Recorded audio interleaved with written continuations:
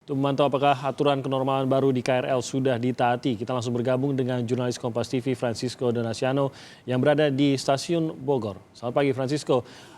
Kita sudah memantau 2 hari terakhir ada perbaikan pada hari Selasa mengenai jaga jarak maupun jumlah penumpang atau calon penumpang di sana. Nah, dari pantauan Anda hari ini, bagaimana kondisinya? Apakah lebih baik? Apakah protokol kesehatan dan standar kenormalan baru ini sudah lebih dipatuhi oleh para komuter dan juga pengelola stasiun? Ya, selamat pagi Timothy dan juga saudara. Menjawab pertanyaan tadi adalah protokol kesehatan juga sudah jauh lebih baik dibandingkan dengan 2 hari sebelumnya, yaitu hari Senin dan juga Selasa, di mana para petugas juga telah mengatur sebagai sedemikian rupa seperti itu.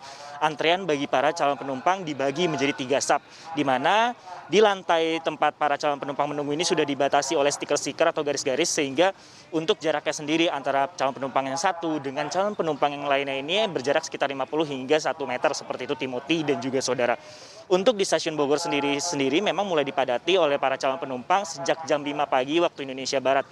Karena memang untuk jadwal operasional sendiri dari PT KCI selaku pengelola dari kereta komuter lain ini sudah memberlakukan jam operasional dari jam 4 hingga jam 9 malam.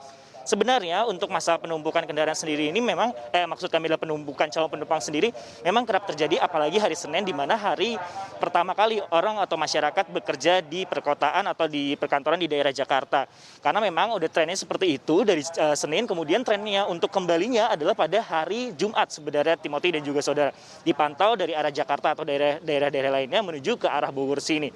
Karena memang banyak masyarakat dari Bogor khususnya yang tinggal atau berdomisili di Jakarta selama mereka bekerja di daerah perkotaan seperti itu, Timothy.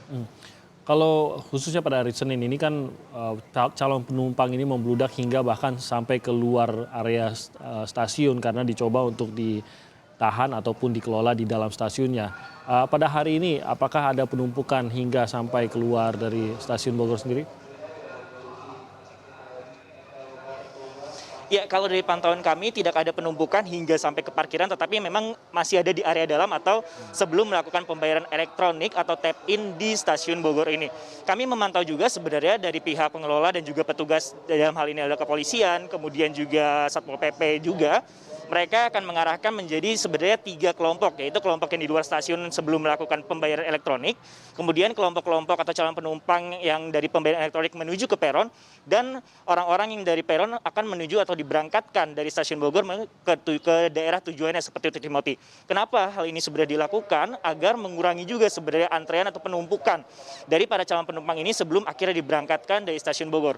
Timothy, berbicara juga masalah untuk penanganan dari COVID-19 ini dan juga mencegah dari adanya second wave atau peningkatan kasus corona juga, karena kita mengetahui juga kemarin juga peningkatan tertinggi dari kasus corona yaitu sekitar ada 1.000 kasus penambahan hingga menjadi totalnya ada 33.000 kasus COVID-19 di daerah di seluruh Indonesia ini.